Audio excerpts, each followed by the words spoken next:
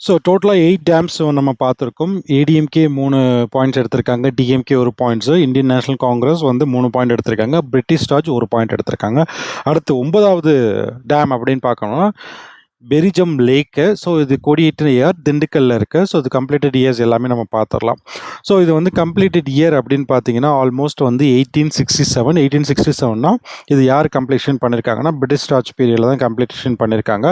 இதில் முக்கியமான சுவாரஸ்யமான விஷயம் என்ன அப்படின்னு பார்த்தீங்கன்னா, Sir Vere Henry Levinge the British collector district collector of Madurai அவர் வந்து personally donated portion of his retirement funds, அதாவது அவரோட ரிட்டையர்மெண்ட் ஃபண்ட்ஸை அவருக்கு பர்சனலாக வந்து டொனேட் பண்ணி இந்த டேமை வந்து கட்டி முடிச்சிருக்காங்க.